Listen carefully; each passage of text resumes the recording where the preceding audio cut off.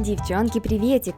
Часто у нас, девочек, особенно в трудные времена, появляются в голове мысли типа «Я недостаточно красивая, куда мне это модное платье надевать?» «Я недостаточно умная, обязательно облажаюсь, потому не буду отвечать на уроки, а сижусь тихонько на задней парте».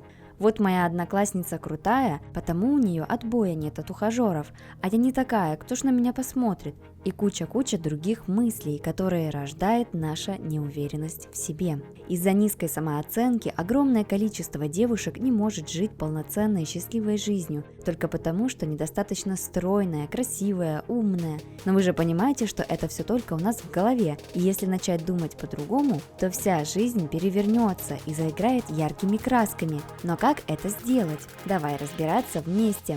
И если тебе до боли знакома эта тема, но ты справилась и повысила свою самооценку, напиши, в чем твой секрет. Возможно, это спасет десятки тысяч девчонок. Сначала давай определим, что занижает нам самооценку. Оценка родителей и окружающих людей. Понятно, что именно родители первыми в нашей жизни оценивают все наши действия. Выучила уроки – молодец. Потеряла игрушку – плохой ребенок. Но не забывай, родители – это обычные люди, у которых могут быть свои психологические проблемы. Кто-то из них, например, не умеет хвалить, потому что его не хвалили его родители. Кто-то навязывает ребенку, что у него кривые ноги и нужно их прятать, потому что у них у всех в семье кривые ноги и так далее.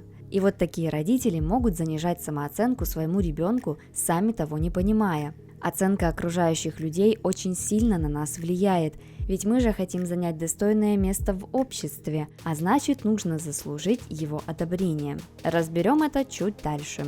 Привычка сравнивать себя с другими. У других почти всегда можно найти что-то лучшее, чем у тебя. Волосы пышнее, квартира больше, кроссовки моднее. Если на этом зацикливаться, то действительно на фоне других чувствуешь себя убого.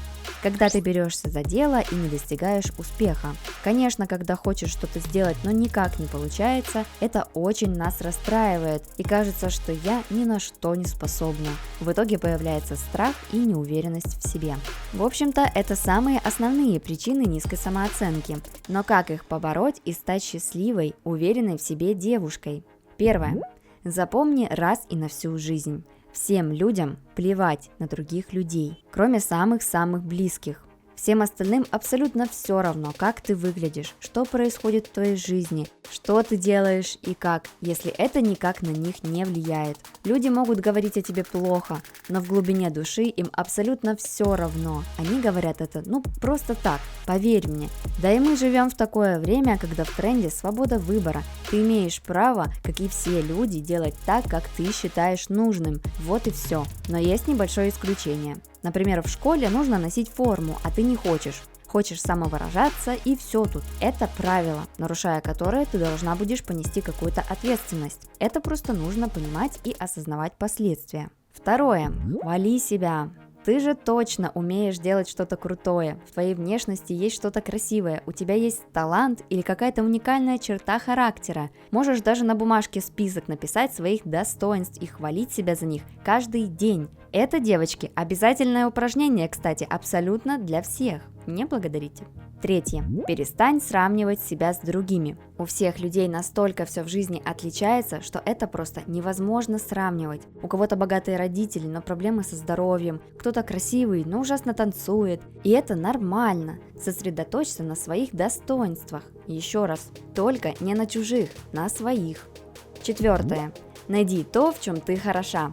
Ты можешь круто рисовать, петь, танцевать, снимать видео или шить одежду. А может, ты в свои 15 разработала прибор по переработке пластика в кроссовки. Это твоя фишка и твоя уникальность, твой талант, который нужно развивать, даже если поначалу будет получаться не идеально.